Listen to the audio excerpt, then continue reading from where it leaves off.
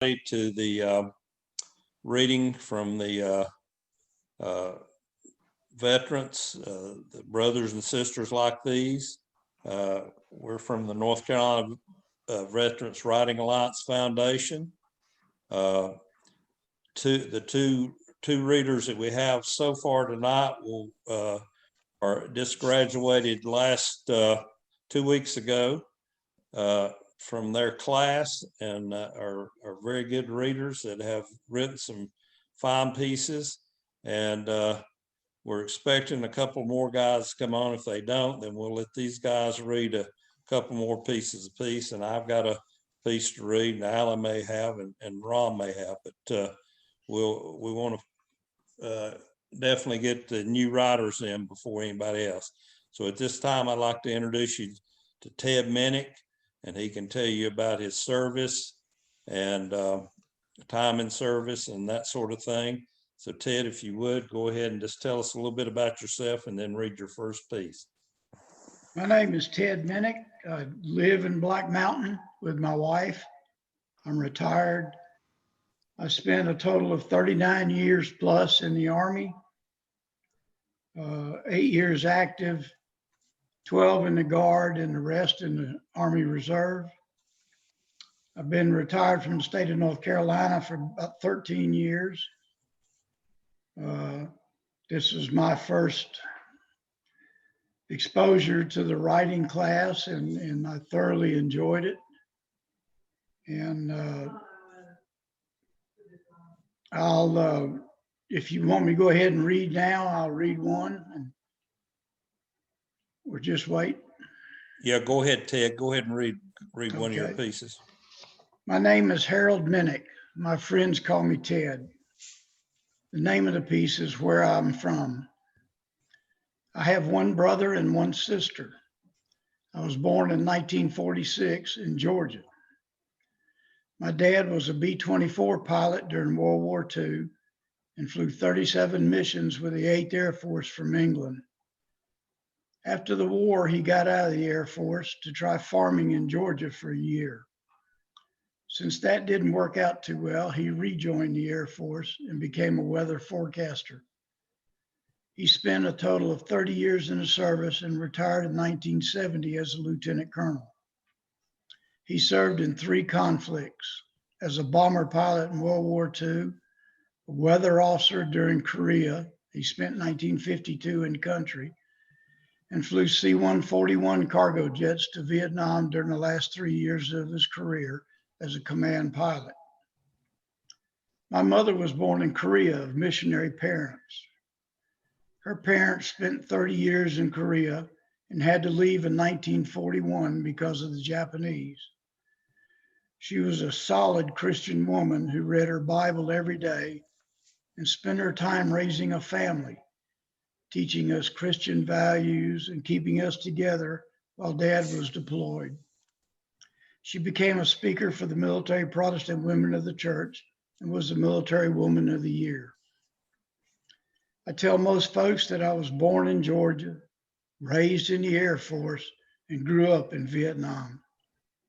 I was raised as a military brat and survived the hardships of having to pack up every 2 to 4 years. I went to 3 different schools in the 1st grade. Separation from my dad, saying goodbye to family and friends, and then having to try to make new friends. My dad was total military. You gave your word, you kept it. You set rules and expected only the best of others. If you messed up, you got punished. He sacrificed a lot for our country and his family. I learned that organization was the key to getting things done efficiently from my dad. I learned that if you give your word, you keep it from my dad. I learned that compassion and love keeps people together from my mom. I learned to keep touch with family because they are your roots from my mom. I learned that we all stumbled at times, but to get back up and keep trying from both my parents. I learned that there is no limit to what you can accomplish with God's help from both my parents. I learned that at the end of the day, give thanks to the Lord for your blessings from both my parents. I definitely learned that family is the foundation. The end. Thank you, Ted. What a great story. Thank you for letting us know you. This time I'm Thank you. going to ask that Oh, John. can I say something to Ted? Sure. Yeah, I've known Ted for a long time, and thanks for sharing your history, Ted. I didn't know, I think you told me years ago that your father served, but that kind of explains some of your roots in terms of who you are and what you stand for. Thank you. Thanks for sharing it. Thank you. Deal. All right, John, you go ahead and read us a piece, and then we'll come back to Ted. Tell us a little bit about yourself. My name is John Maholick. I was born in Czechoslovakia, and my parents came over in 1949 after the war, settled in Toledo, Ohio, where a lot of Eastern Europeans settled to work in the steel mills and glass factories. I was a drill sergeant from 1968 to 1970, stationed in Fort Polk, Louisiana.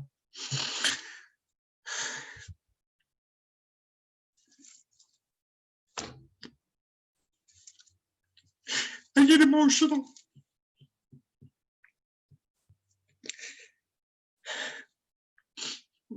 My piece is entitled "The Wall." I have been to the Vietnam Memorial 4 times now. The first time was in 1984, about 10 years after the wall was erected. I was in Washington, D.C. on business, and I skipped a seminar I was scheduled for because I wanted to make sure I got to the wall. I knew I would see 2 names on the wall. The first was a second lieutenant that I served with in the training company in Fort Polk. And the second was a grade school friend. We attended grade school together. And after he got out of college, he joined the Army. His career goal was to become a commercial airline pilot. And he figured the fastest way to do this was to join the Army, become a warrant officer, and get flight training. In 1970, the helicopter he was flying crashed and he was killed. The second lieutenant that was in my training company, he graduated from VMI and he wanted to make the military his career. He enlisted, volunteered for Vietnam, and after serving as a second lieutenant in a training company for about a year, he finally went to Vietnam and he died leading his men in action, died in an ambush. The second time I visited the wall was in 1996 when I was living in Central Florida, and the moving wall came to the city I was living in. I went to the wall, cried again. Sadness. The third time I went to the wall was about 3 years ago when I took a 93-year-old Army Air Force veteran on an honor air flight. We visited all of the memorials and we went to the Vietnam Wall, of course. I cried again. I just could not believe all the names on that wall. The fourth time I visited the wall was last October, right around Halloween. My wife and I went on a church trip, primarily to go to the Bible Museum, the Holocaust Museum. We also went to the other memorials, Lincoln Memorial, Washington Memorial, and I took her to the wall. Walking around, I met a retired staff sergeant who was acting as an honor guard. We talked, asked me where I was from, what I did in the service. And he told me that there's a kiosk close by the wall where you can find out how many service people died from each state in each city.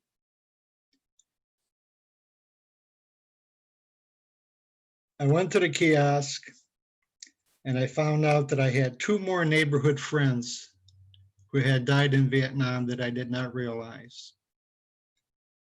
Very emotional. One was a Lance Corporal in the Marine Corps. He joined the Marine Corps out of high school in 1964, died in action. His name was Kerry Burnett. He was wounded in June of 65, and 6 weeks later, he died of his wounds in July of 65. The other individual, his name was Willie Tucker, and he was an all-city football player. I had played against him in football, so I knew him from the neighborhood. He wasn't quite college material, so he decided to join the Army, get some more experience, hopefully learn a good trade. He was a PFC, and he died in 1966.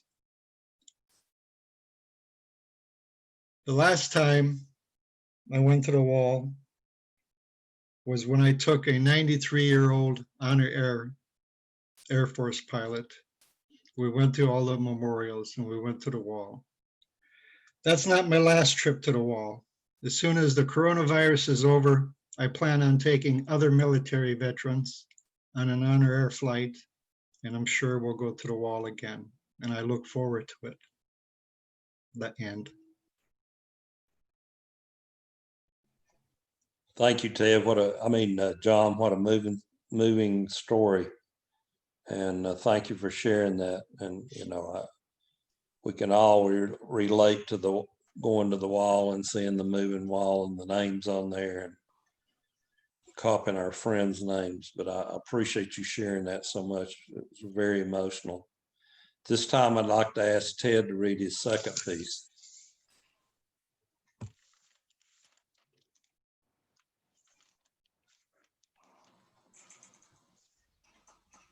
Ted, you're muted. Need to unmute.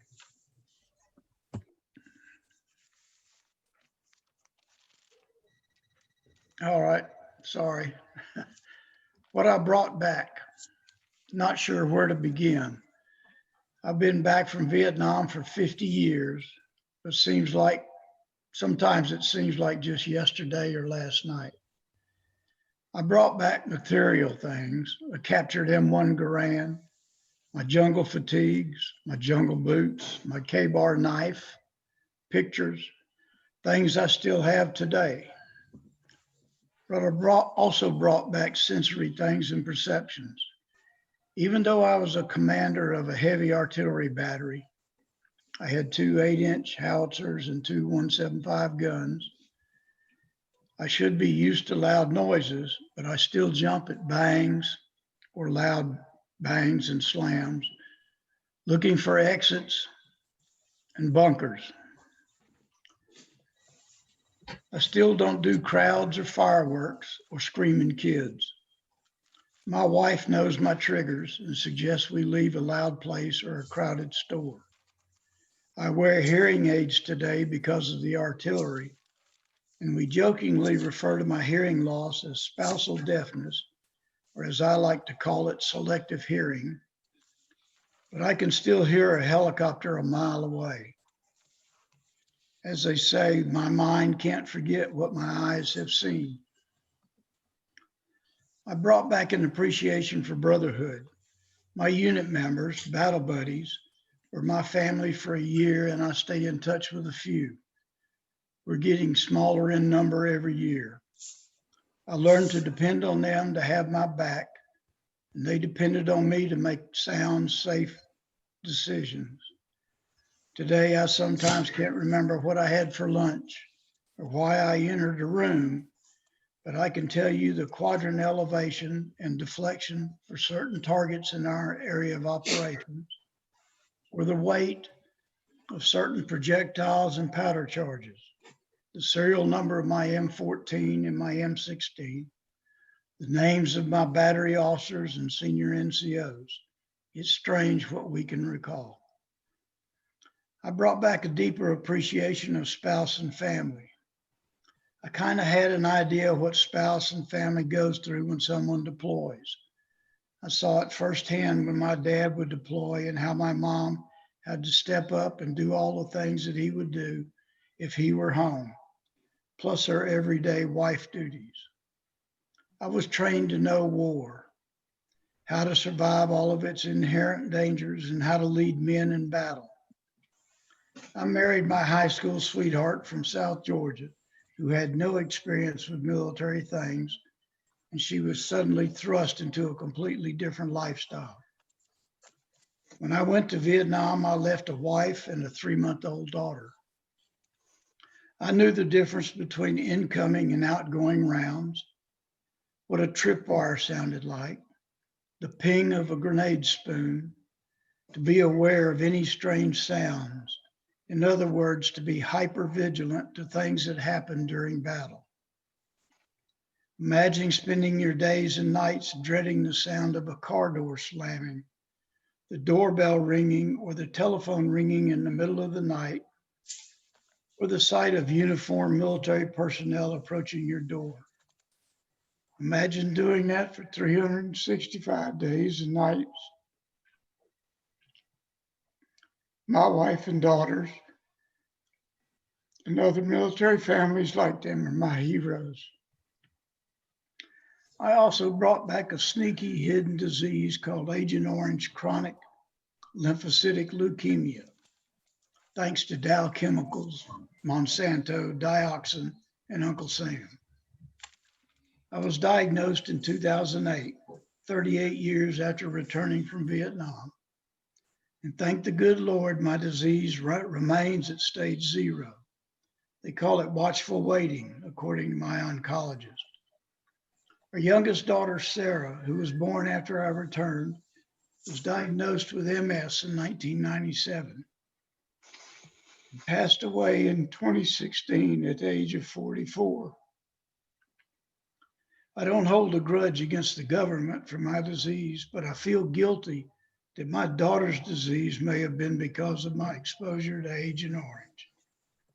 As they say, we came home and death came with us. Lastly, I brought back a deep gratitude to the men and women of our armed services and all their sacrifices then and now. I will always stand and salute the flag and would always thank God for those who are willing to stand on the wall and guard our country and what it stands for. The end. What a beautiful story, Ted. That's one of the most moving stories I've heard. I just can't imagine, and just so amazing. Thank you for sharing that. Yes, sir. Anybody else got anything they want to say to Ted before we move to John? He's my hero. Thanks, Ted. Appreciate when you share. Appreciate seeing joy there too. Thank you. Okay, at this time, I'd ask John Maholick if he'd read his second piece, please. Ted mentioned in his piece about having each other's back. My piece is entitled, "They Had My Back." I was drafted in June 10th, 1968. I was a part-time student at the University of Toledo, and they snatched me up right away. After 8 weeks of basic training at Fort Knox, I was sent to Fort Polk, Louisiana for an additional 8 weeks of training. After I finished training, I was called into an office and I was told I had qualified for OCS at Fort Leonard Wood, Missouri. I remember taking a lot of aptitude tests at the induction center and probably being drafted while I was in college. The Army thought I would be a good officer. I asked what was involved, and they said that I would have to enlist for another year. I really didn't want to do that. I felt 2 years of being in the Army, doing the best I can, was what I wanted to do. So I turned that down. 98% of all of the AIT graduates at Fort Polk went straight to Vietnam. I had no orders, so they sent me home on a 7-day leave. And when I got back to Fort Polk, they assigned me to a holding company. I did KP, picked up trash, and did night guard duty. One day, a first sergeant came in carrying my file. He said his company needed training personnel, and because of my excellent training record and college background, I was going to be assigned as a drill sergeant as an assistant platoon leader. They waived my time and grade in service, and they promoted me to an E4. I was assigned to a training platoon. The drill sergeant was a grizzled 16-year vet who had already spent 2 tours in Vietnam. He walked with a limp, and he walked with a limp because of shrapnel wounds. He appreciated my assistance in his training company. He had my back. After I went to Drill Sergeant Academy, they told me that I had 36 candidates started, 24 graduated, and I finished 12th. They told me I did a great job and that they would really enjoy having me as a drill sergeant. They had my back. I was promoted to a senior drill sergeant E5. And when I got out of Drill Sergeant Academy, the other drill sergeants had a party for me at the NCO club. They were happy that they had another drill sergeant in the company. They had my back. When I got my own training company, I was assigned to the 3rd platoon, and I had a training officer, not a training officer, but a training NCO that just came back from Vietnam, and he was assigned to assist me with my platoon. One evening, Sergeant Owens came back drunk Saturday night from being downtown in Leesville. He had a lot of problems from being in Vietnam. He went upstairs, woke up all the trainees upstairs, and had them doing a low crawl on the barracks floor. One recruit got his head up too high, and Sergeant Owens pushed him down and broke his nose. With all the racket upstairs, I ran down from my room, my bunk, went upstairs to see what was going on. I told everyone to calm down, settle down. I told all the recruits to get back to their bunks. I pulled Sergeant Owens aside. I pulled the recruit whose nose was broken. I explained to the recruit what the situation was. That Sergeant Owens did not mean it.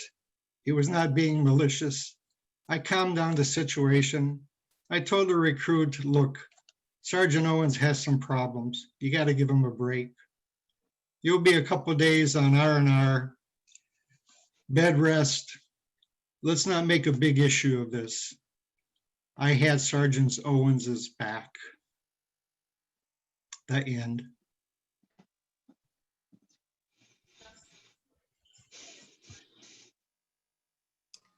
Thank you, John. maybe we have your back, John, now. Brothers and sisters like these.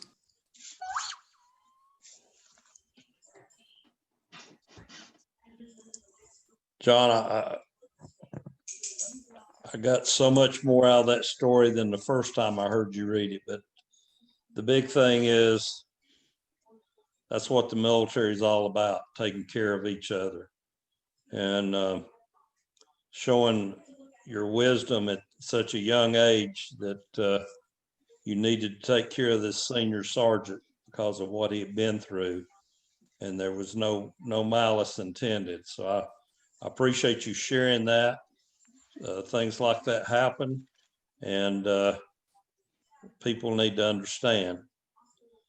Ted, would you like to read another story now?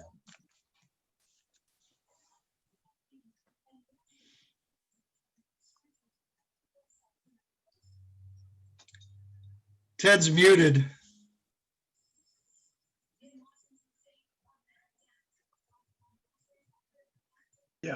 Yeah, I'd be glad to. Thank you.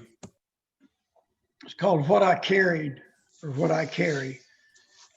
I will start with what I carried while in Vietnam and end with what I carry today. You have heard some of this before, but it bears repeating. I was a field artillery battery commander. Therefore, most of my time was spent around the guns. We're in a bunker of some sort, either the operations center where operations are planned and daily headquarters stuff is done, or the fire direction center where actual fire missions are calculated and info is sent to the guns. My daily gear was my steel pot, dog tags, one on the chain around my neck, one in my boot laces, pistol belt with first aid kit, ammo pouch, knife, canteen, and a .45 caliber pistol. By the way, the pistol was made by Remington Rand, and when you shook it, you could hear all the pieces. I believe I would have been better off throwing it at Charlie. I also think it could shoot around corners. I wore a flak jacket every time I had to leave the bunker and be above ground, since we were close to unfriendly villages and within 61 millimeter and 82 millimeter Chinese mortars. Every now and then we would receive 3 to 4 122 millimeter rockets, usually at night. I also carried a .45 caliber Thompson submachine gun, which I had bought from a Ford observer that was going home. It was very accurate and fired the same ammo as my pistol, only a lot faster. A few times I flew in an 01 Bird Dog as an air observer to adjust my guns during a fire mission. Nothing like flying in the back seat of a two-person aircraft with a rack of radios in front of you that backs up every time you fire a marking white phosphorus rocket. Every time you fire a marking white phosphorus rocket. The only time I carried an Alice pack, which is a rucksack, was when I accompanied a Republic of Korea patrol along with one of my Ford observers. It weighed about 30 pounds and had 3 2-quart canteens, sea rations, ponchos, socks, grenades, claymore mines, and ammo. When I got replaced and returned to battalion headquarters as assistant operations officer, I only carried my pistol belt with pistol, flak jacket, and steel pot. Today, 50 years after I came home, I think I carry a lot more stuff than I did in country. I still physically carry my P38 can opener. It's on my keychain. I still have my Schlitz church key, which is a can opener, my dog tags, the ring from the last fragmentation grenade that I threw, why I don't know, and my jungle boots. Mentally, I also carry the smells, sounds, sometimes eerie feelings daily and often nightly. Nothing beats the smell of rotting jungle, burning crap barrels, and rice paddies with water buffalo feces. I carry the names of friends that I went to school with, served with, and sacrificed with that didn't come home. I carry what is now called survivor's guilt, but I call it why me and not them. I carry the guilt of bringing home a chemical that could eventually kill me, but more importantly, probably cause my daughter's death. I carry images of dead people, villages destroyed, rice crops sprayed and burned. As someone once said, war is hell, but combat is the son of a gun.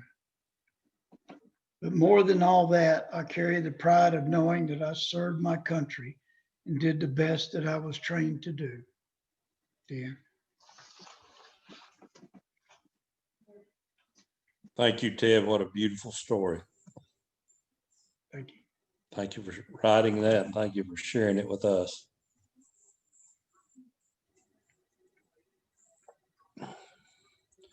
John, would you like to read another story, please? I will. This prompt that we had in our writing class was describe a moment in which you broke the rules or wanted to. I broke the rules and disobeyed orders one time. As part of our AIT training cycle, we spend a few nights practicing night maneuvers, night firing tracers, night guard duty, digging foxholes in the night, and putting out perimeter patrols in the night. We had in our company a second lieutenant who graduated from VMI. He planned on making the military a career, and he could not wait to go to Vietnam. He was a real hard nose, and more than once, a senior drill sergeant told him to ease up on his attitude. As we were heading to the night training area, he was leading the first platoon. The second platoon was behind him. I was leading the third platoon, and the fourth platoon was behind me. The second lieutenant missed a turn to the night training area. The second platoon followed him. I halted my platoon, and the fourth platoon halted behind me as well. I ran up to the second lieutenant and I told him he had missed the area where we needed to turn. He, of course, said I was wrong and started to give me a real hard time and told me to start following him. I said I would not do that because we would be wasting time and we would be late getting back to our training area. I told my third platoon to turn at this road, and the fourth platoon followed me. When we got to the training area, the first sergeant and the senior drill sergeant asked me where the other two platoons were. I told him what had happened, and they just shook their heads and told me not to worry about what I did, disobeying orders, that I did the right thing. Finally, about an hour later, the second lieutenant got to the training area and started to give me a real hard time and shit. Both Top and the senior drill sergeant told him that he was wrong and he had to listen to someone who had knowledge of the situation. The whole shame of what happened is that when the second lieutenant finally went to Vietnam, a few months later, his name showed up in Stars and Stripes that he was killed in action. The grizzled 16-year veteran senior drill sergeant just shook his head and said that he would not be surprised if the second lieutenant was killed by friendly fire. The end. Thank you, John, for sharing that. And thank you for taking care of your men as a good leader should. Thank you. Ted, would you like to read another piece?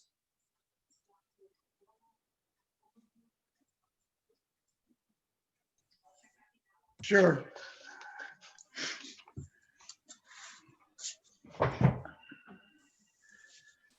We had a prompt called tribe. According to Webster Dictionary, one definition of tribe is a group of persons having a common character, occupation, or interest. So this week I can probably describe being a member of many tribes. I belong to the Minnick Nuan family tribe. We share a rich history that dates back hundreds of years, starting in England, Scotland, and Germany. We were church leaders and craftsmen and shared a deep religious belief in the goodness of man and working for the good of man. We brought that with us to the United States. Today, we are still strong and remember that maintaining that family connection and the belief in a higher being are the cores of our existence. I also belong to the military tribe, a tribe of brothers and sisters dedicated to protecting our great nation. I didn't realize how strong that tribe was until I retired from actively serving in it. We shared in the price of freedom, and the large cost of that freedom is written on many monuments and memorials all across the states. This tribe trained together, laughed together, cried together, bled together, all the things that close-knit tribes do. We remember those who served with us, and we honor those who are no longer with us. When I got married, I formed my own tribe. We grew to 4 and traveled halfway around the world as a family unit. This tribe was a separate entity, but combined parts of the above 2 tribes, with values based on love and a belief that each of us was an integral part of our tribe. After moving to our current hometown, over time we became a tribe of 6, with the addition of 2 granddaughters, 1 from each daughter. We taught them about family, unconditional love, and that no matter what happened, they would always be our children and grandchildren. We have lost a daughter and a granddaughter in the last 4 years, and yet we remain a tribe of family dedicated to each other. I now belong to a new tribe, the Writing Alliance. I have heard many stories and added a few of my own. This tribe helps me to release some demons that I've tried to keep locked up for 50 years, which is to say that it is very helpful, and I am very thankful to have been asked to participate in it.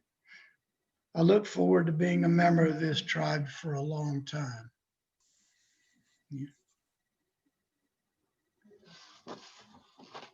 We also look forward to you being a member for a long, long time. And appreciate that piece. Thank you, Ted, again. John, would you like to read another piece, sir? I'll read my piece about the tribe I belong to. The tribe I belonged to was Company B, 4th Battalion, 1st Training Brigade, Fort Polk, Louisiana. The company cadre and personnel all had an influence on me from my time in AIT until I became a senior drill sergeant and was discharged. I had various members of the tribe. First Sergeant Parker, top, who asked me to be an assistant platoon trainer. Sergeant Rowland, the grizzled 2-tour Vietnam vet who walked with a cane. He had the confidence in me to recommend me to the Drill Sergeant Academy. He was a member of my tribe. Sergeant Owens, who broke the trainee's nose, and I settled him down. We became friends and wrote to each other when I was discharged. After a few years, we eventually lost touch, but he was in my tribe. Sergeant Davis, he was our company armorer. He went to Vietnam and came back 12 months later. He walked into the mess hall one day. My jaw dropped. I couldn't believe he was back. He gave me a high five and a handshake and a big hug. And he said, "John, I made it back alive." He was in my tribe. PFC Edmundo Garcia, he was from Puerto Rico. He bunked in my company barracks. He took me to a little shack one time off base called the Cafe Puerto Rico. It was run by a retired serviceman and his wife. Edmundo exposed me to Puerto Rican food. different culture. He was a member of my tribe. They were all members of my tribe, and I remember them fondly. The end. Thank you so much, John. What a moving story. Yeah, we love the brothers we met and the brothers we served with. And now we love the brothers and sisters we serve with. It's such moving. And what you and Ted have shown tonight is the passion you have for what you've done and the honor you have for serving this great nation ours. And we appreciate both of you. I'd like to ask at this time, does anybody have any comments or questions, what you've heard, or you want to ask Ted or John any questions before we move on to the end part of our program?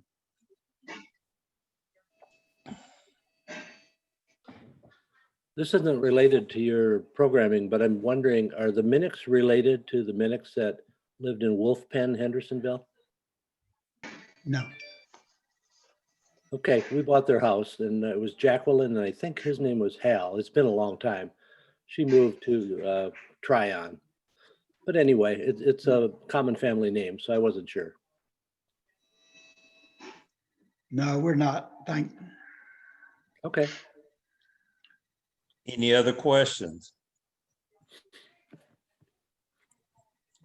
At this time, I'd like to ask Alan Perkel to talk about how you could look at the Veterans Day ceremony from the City of Asheville YouTube. I think it'd be worth your while, and maybe Alan could just review who we had there and review the people that spoke and kind of highlight it a little bit, because it's definitely well worth listening to. Thank you, Alan.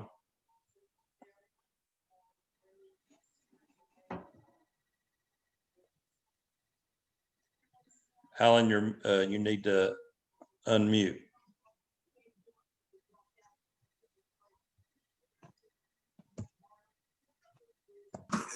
Okay, sorry. Okay, as you know, a couple of days a year are significant to veterans, and one is Memorial Day and the other one is Veterans Day. Some of us feel that every day is Veterans Day. We don't need a ceremony or holiday, basically, to acknowledge and thank veterans for their service. But this Veterans Day, we did a virtual town hall meeting. And we did it in the same place we did our Memorial Day ceremony, using the city of Asheville and their council chambers.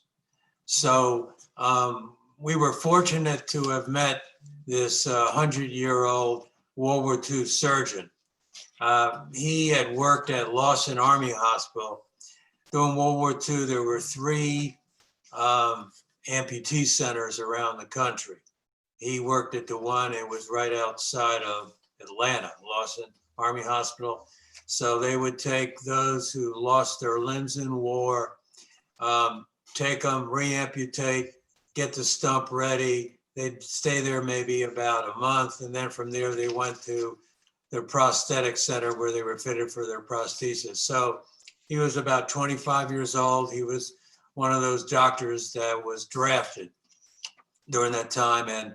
And basically the casualties they got at that time were from the Battle of the Bulge. Battle of the Bulge, as you remember, was December 44 and January 45. So he was one of the surgeons that took care of the wounded. And he was a different kind of surgeon. He was concerned about their well-being. He knew they would have adjustment issues dealing with their loss of the limb, coming back to civilian life. So he's compassionate. He taught them golf. He was involved with the community. Community embraced those who were hospitalized. So he was our keynote speaker.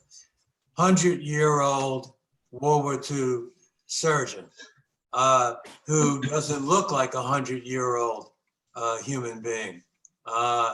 So he did a powerful speech. and he helped us to understand what a doctor did during the wartime. We don't usually hear from doctors in terms of their contribution in taking care of the wounded during their particular war. So he was the keynote speaker. And then we had 3 veterans, one who served in Vietnam, Pete Ramsey, who did a piece about, names and remembering people who he had lost during the Vietnam War.